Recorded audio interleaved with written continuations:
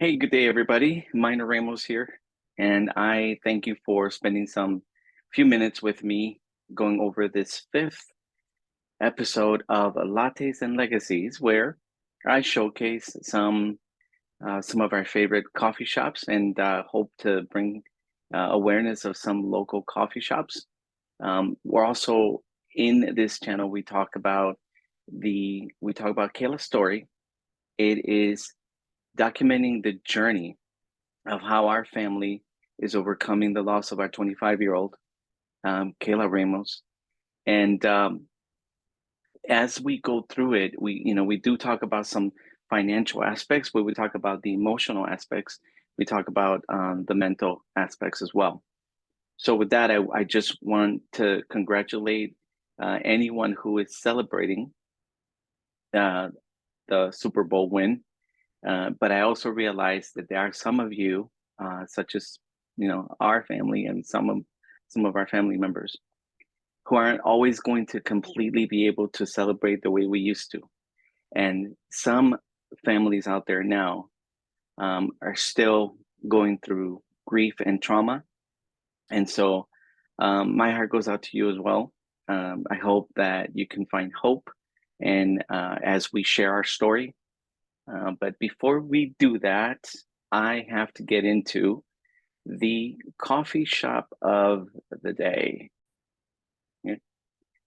But before I showcase the coffee shop of the day, at some point I will give you my recipe, what I drink every day. You're gonna have to stay tuned. At some point, one of these episodes, you'll know. But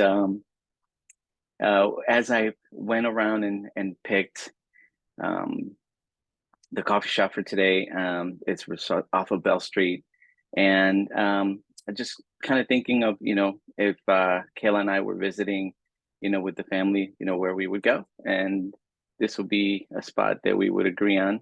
So, Cafe Corazon, there you go. It's a nice little shop. We always enjoyed local businesses, and so um, the we didn't really go through any of the although Starbucks has always been around. I just hope that this business gets some showcase if you're visiting the area or you're celebrating with them. Well, there you go.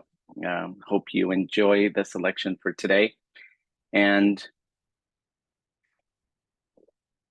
just before I get into the part of the story for today, um, this one is difficult in the sense that when I gave this update,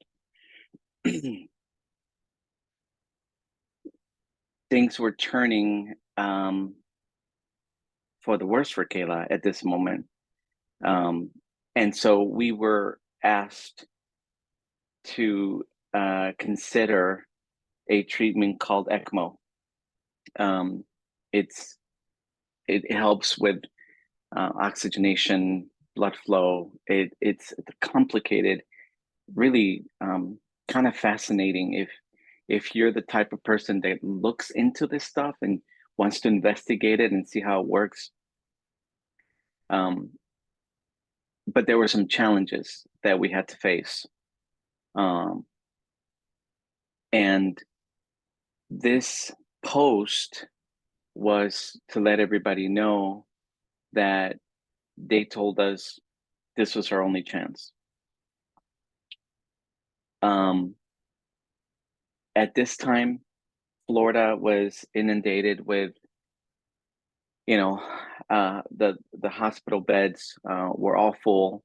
Part of the story is that they had found a hospital. We were in Orlando. They had found a hospital in Naples.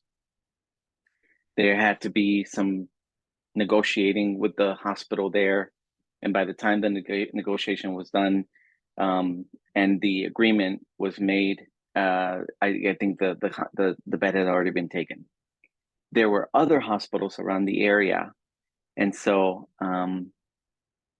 this one here uh, set our family on a rabbit trail with insurance companies, with hospital administrations, and so much that we really had to go in, and I would recommend, I would consider, number one, having a really good health agent. And I talk about that in my asset legacy planning. I, it's part of what we do now. I dedicate myself to teaching people how to prepare for this. But one of those things would be having a really good understanding of how insurance works and how to negotiate with them, because we were at a point where we were almost we almost missed the deadline, because this weekend was going to go on. This would lead into Labor Day, and so we were basically scrambling. And the good thing is that I had awareness of it. I was a human resources manager in a prior company, so I knew how to deal with this. I don't know how many people know how to do this stuff, but I actually called the head of human resources. I spoke with the head of the insurance company. Uh, that led to a conversation with that insurance company's CEO talking to the CEO of the hospital. And I mean, I'm talking about the hospital administration, helping them. There was a lot of phone calls. And again, we're dealing with the trauma, we're dealing with what was going on. And on top of that, we have to deal with this stuff, having to submit documentation, having to submit, that form, that signature from the doctor saying that, Kayla was in critical condition. There's a lot of red tape that goes on with that, but having a health agent is very, very helpful. We had to serve as our own health agent. Now, none of this is credited to me. I thank God that He illuminated my mind and He gave me the words to speak and the context. And I think that this was, God helped us through all of this. And on top of this is a ton of people on the family side, friends, people, at work. I mean, there were a lot of people moving to try to make sure that Kayla was going to be able to get the treatment that she needed. And of course, at this point, from what I recall, we were at a point where we didn't know what this was. We start, kind of, try to investigate, what this treatment was, what the complications would be. There's always challenges, there's always risks. And so all of this stuff came together to us and it just pounded us at once. I mean, we just, it just hit us from nowhere. And so this part of the journey, as I share with you, is to remind you that number one, life is fragile. Second, we need to prepare ourselves. We need to prepare ourselves. Hospital beds, hospital rooms are not the places to have conversations about, how to pivot and how to have these, health agents, how to have these documents in place, talking to the insurance companies, knowing all the context, knowing how to go through all this stuff. Very difficult to do from a hospital room.